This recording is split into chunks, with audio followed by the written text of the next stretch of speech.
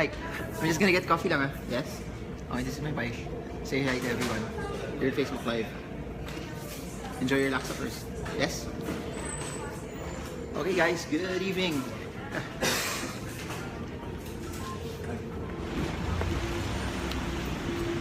Good evening everyone. First of all, before I begin, shout out to all of you guys who attended StockSmart's Manila the past weekend. It's just an amazing feeling to be part of your journey towards financial freedom. And I don't know. It's nice to see more of you being confident on how you learn to trade the markets with confidence. So for those who've attended, good evening to all of you, and I hope the sessions that we've created is something that would help you trade the markets, not just now, but for you to be able to be, I guess, prosperous, and you can use those trading techniques so that you can trade the markets over and over and over and over, regardless if it's a bull market or a bear market as well. So yeah, mag-iingat ako sa pagtawid. We have now people joining us. Good evening to all of you. I'm making this video because I've gotten a lot of questions regarding the market. Since the market hit an all-time high, you would get a lot of questions. I would get a lot of questions about, Marvin, should I add some more to my positions? Should I buy now? Should I add a significant amount? Or is this a good time to chase Ayala Land? Should I buy SM Prime right now? Should I buy Jollibee? The index is high. What should I do with my money? So there, this video is just to add, I guess, a layer of so to make things a bit sober also, to I guess give you a notion na hindi dapat kayo maging super emotional when things like this would happen. You have to understand, the market is filled with so much emotions. It's all about emotions pagdating sa market. And when the market is down, everyone's so scared, everyone's so pessimistic. And when you see things like this, everyone naman gets so excited. When you get so excited, you get so emotional that you do things also that you are not supposed to do. So why am I saying this? A couple of things.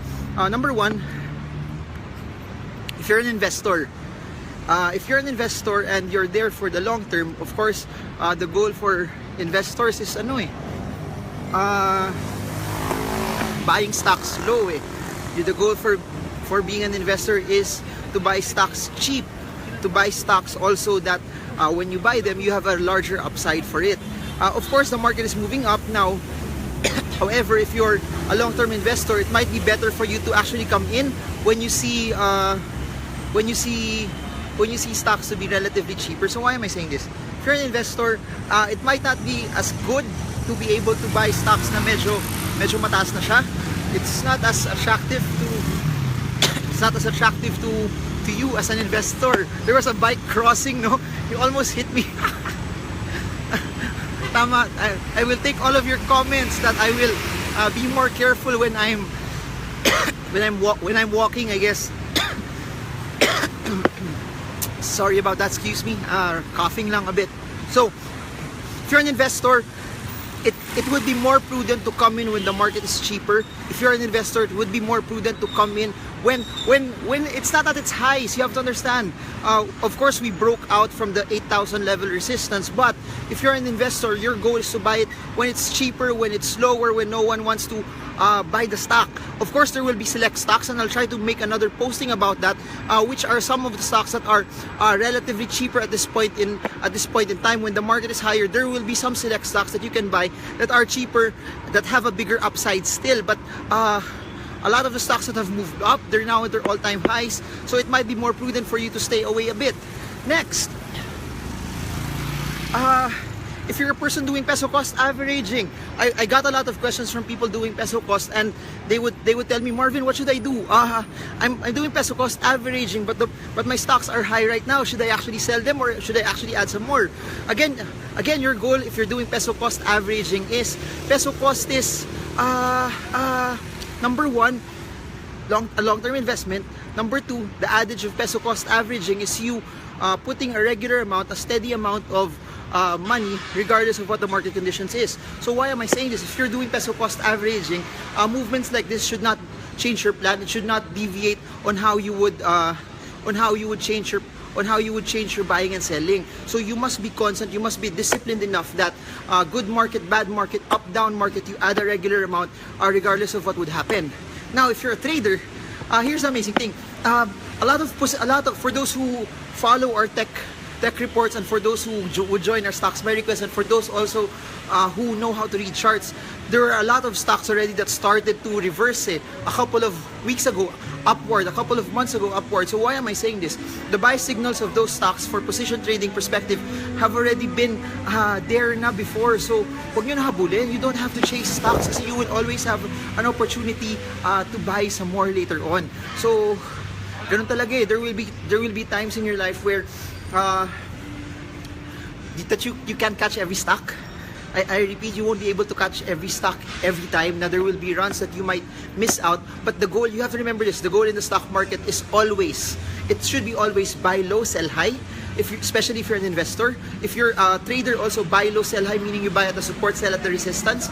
If you follow that, you should be very, very strategic still on how you do your investments. Another thing, a lot of the stocks that have broken past the support level or have bounced from the support level should be the ones that you should be looking at, should be your triggers, should be your buy signals for the stocks that you would want to buy. So again, do not buy out of emotion. Do not buy just for the sake of getting your stocks. Do not buy just for the sake of you. Do not buy just for the sake of getting getting your stocks na parang you're fearing that you're missing out on the action. Don't chase stocks, don't chase stock prices just because you want to get a bigger piece of the pie. I would always tell people this: you stick to your plan. If your trading plan tells you to buy at specific areas where there's a support, you stick with that. If your trading plan tells you to buy because of reversals, you want to buy uptrends, you stick to that. Do not deviate. Do not stay away from your plan just because you feel that you might miss out. And I've seen this over and over. Runs like this happen each time. I saw the market hit high upon high years back. It happened also in 2013. Then it happened also when it hit 81 for the first time in 2015. You will always have your opportunity in the sun, but please don't chase it. Please don't exercise your emotion. And also, ito pa, a lot of people naman are fearful because their stocks are up. If your stocks are up, and then you're scared that your gain might be minimized a bit, again, stick to the charts. If the stock is still in an uptrend, no matter if it's up 20, 30, 40, 50, 60, 70, 80, 90, 100%, it doesn't matter. Don't sell. Do not sell your stock unless the uptrend is broken. So again, uptrends can last for months, it can last for years, it can last for longer periods of time. So why am I saying this? Don't be scared that umakyat na yung stock nyo and it's hitting highs and then you would want to sell because it might reverse. You have to understand that there will be certain stocks that matatagalan talaga siya bago mag-reverse and it will just continue to go up eh. At the end of the day, when it comes to the stock market, the trend is your friend. The trend, I repeat, the trend is your friend. As long as those stocks that you are watching remain under long-term uptrends, medium-term uptrends, or short-term uptrends, do not sell your stock. Hold on to your position. So I guess that's it. For investors, look at the fundamentals. If the stock is up but the fundamentals did not change, it's still a good company, no need to sell. Stick to your goals. And this is a rubber test also if you're an investor, kasi I remember it also when I was starting out. I would say na, sige, investor ako, long term ako dun sa stock na gusto kong bilhin. However, I would see certain aspects, certain things that would happen na the stock starts to go up and then I get tempted to sell.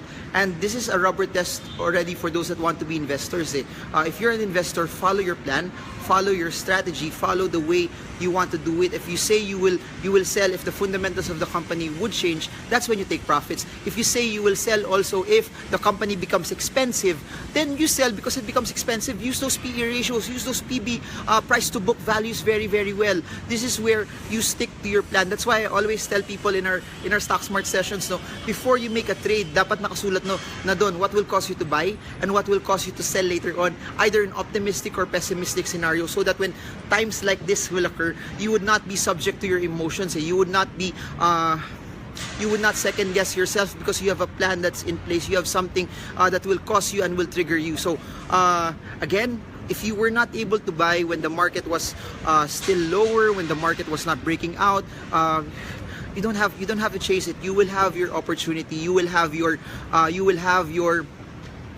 own time where you get to practice. And ako, I had my own share of experiences where talagang I just wanted to follow. I just wanted to buy it without regard of technicals or fundamentals, and it was just really me trying to follow my own emotion that I didn't want to miss out. So for those who followed our breakout, the breakout of 8-1 will lead the PSEI to 8,500.